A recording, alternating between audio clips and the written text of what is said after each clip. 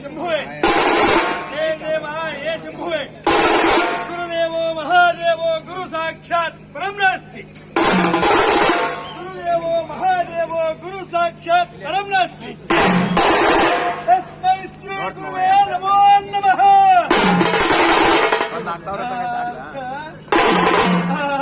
ದೇವ ಗುರುವು ಎಂದರೆ ಸಾಕು ಶಿರವು ತಂತಾನುಭಾಗುವುದಲ್ಲದೆ ಗುರುವು ಎಂದರೆ ಸಾಕು ಶಿರವು ತಂತಾನುಭಾಗುವುದಲ್ಲದೆ ಗುರುವಿನ ಭಕ್ತಿದ ಮೈದುಂಬುವುದು. ಅದು ಎಂತೆಂದರೆ ಒಂದು ಉದರ ಗರ್ಭದಲ್ಲಿದ್ದ ಗಂಡು ಮಗುವನ್ನು ಜನಿಸಿ ಮತ್ತೊಂದು ಉದರ ಗರ್ಭದಲ್ಲಿದ್ದ ಹೆಣ್ಣು ಮಗುವನ್ನು ಜನಿಸಿ ಬಾಲ್ಯದಲ್ಲಿ ಗುರುಕುಲದಲ್ಲಿ ವಿದ್ಯಾ ಅಭ್ಯಾಸವನ್ನು ಮಾಡಿದವರು ಇಂತಪ್ಪ ಸದ್ಗುರುಗಳಲ್ಲವೇ. ಆ ಬಾಲ್ಯದ ಜೀವನವನ್ನ ಕಳೆದ ಮುಂದೆ ಯೌವನದ ಕಾಲಕ್ಕೆ ಬಂದಾಗ 12 ಕಂಬವ ರೂಢಿಸಿ 4 ಕಂಬದ ಮಧ್ಯದಲ್ಲಿ ವಧು ವರರನ್ನ ಹಾಲು ತುಪ್ಪದಲ್ಲಿ ಕೈ ಇರಿಸಿ ಮಾಂಗಲ್ಯ ಧಾರಣೆಯನ್ನು ಮಾಡಿಸಿದವರು ಇಂತಪ್ಪ ಸದ್ಗುರುಗಳಲ್ಲವೇ.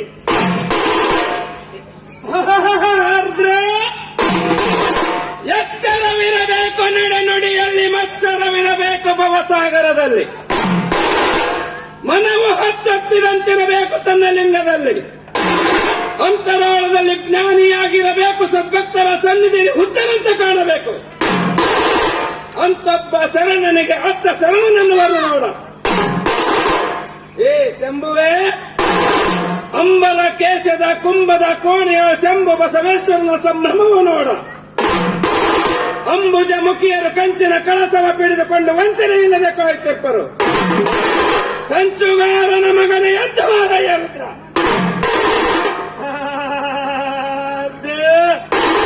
ಏ ದೇವರ ದೇವ ಧಯಾನಿಧಿ ಪೌರಮೂರ್ತಿ, ಆ ಹೆಣ್ಣು ಮಗುವಿಗೂ ಗಂಡು ಮಗುವಿಗೂ ಬಾಲ್ಯದ ಜೀವನವನ್ನು ಕಳೆದ ಮುಂದದ ಯೌವನದ ಕಾಲಕ್ಕೆ ಬಂದಾಗ 12 ಕಂಬವ ರೂಢಿಸಿ 4 ಕಂಬದ ಮಧ್ಯದಲ್ಲಿ ವಧುವರರನ್ನು ಹಾಲು ತುಪ್ಪದಲ್ಲಿ ಕೈ ಇರಿಸಿ ಮಾಂಗಲ್ಯ ಧಾರಣೆಯನ್ನು ಮಾಡಿಸಿದವರು ಇಂತಪ್ಪ ಸದ್ಗುರುಗಳಲ್ಲವೇ.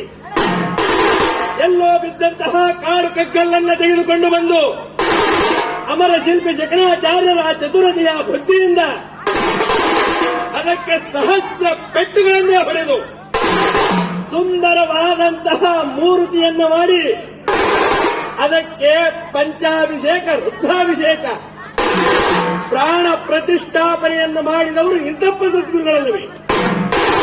ಈ ದೇಹವು ಬಾಲ್ಯದ ಜೀವನವನ್ನು ಕಳೆದು ಮುಂದೆ ಯೌವನದ ಜೀವನವನ್ನು ಕಳೆದು ಈ ದೇಹಕ್ಕೆ ಮುಪ್ಪವರಿಸಿದಾಗ ಕೈಯಲ್ಲಿ ಕೋಲನ್ನು ಹಿಡಿದು ಶಿವಧೋ ಶಿವಧೋ ಶಿವಧೋ ಎಂದು ಶರೀರವನ್ನೇ ಎಳೆದಾಡುತ್ತಾ ಈ ದೇಹದಿಂದ ಪ್ರಾಣ ಪಕ್ಷಿಯು ಹಾರಿ ಹೊರಟಾಗ ಗುರುಮತ ರುದ್ರಭೂಮಿಗೆ ಬಳಿಗೆ ಬಂದು ಈ ದೇಹಕ್ಕೆ ಮೋಕ್ಷ ಕೊಡುವಾತ ಸದ್ಗುರುವಲ್ಲವೇ.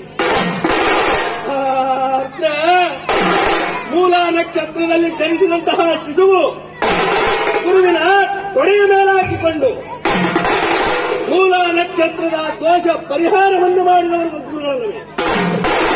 ಗುರುವರ್ಣದ ಎಣ್ಣ ಎಷ್ಟು ಮಾಡಿದರು ಅಲ್ಪ, ಎಷ್ಟು ಮಾಡಿದರು ಸ್ವಲ್ಪ. ಗುರುವಿನ ಸರಿದೂಕ ಯಾರಿಲ್ಲ ಕಾಣ.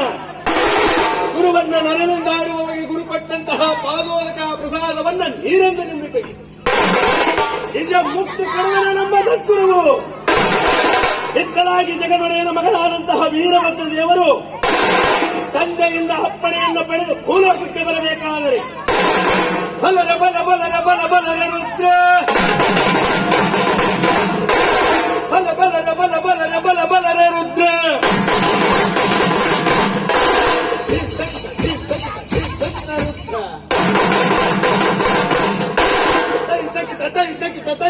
ರುದ್ರ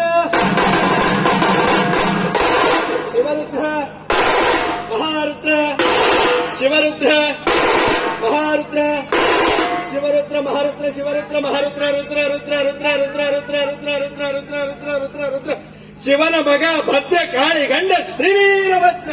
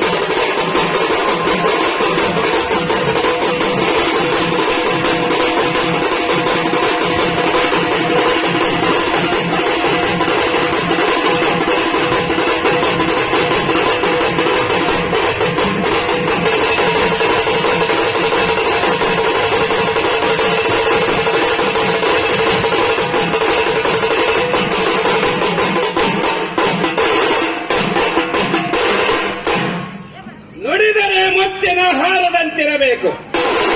ನುಡಿದರೆ ಸ್ಫಟಿಕದ ಸಲಾಕೆಯಂತಿರಬೇಕು. ನುಡಿದರೆ ಜಗವು ಮೆಚ್ಚಿ ಹೌದೌದು ಎನ್ನಬೇಕು. ಬಪ್ಪರ ಬಲ ದೈವದ ಗಂಡ ಜಗದೊಳಗೆ ನಿಯತಿ ಉದ್ದಂಡ. ಹಾರಿಸಿದೆಯಾದ ರಕ್ಷಣ ರಂಡ. ಕೊಚ್ಚಿ ಪಾಲನ ನಕ್ಷ ಯೋಜನೆ ಶಾಲವ ಲಕ್ಷಣಂ ಸಂಹರಿಸಿ. ದುಷ್ಟ ದಮನ ಶಿಷ್ಟ ರಕ್ಷಣ ವಿಚಕ್ಷಣ ಪೂರ್ಣ ಪ್ರಜ್ಞಾವತಾರಿಗಳಾಗಿ ದೀಕ್ಷಾಧಾರಿಯಾಗಿ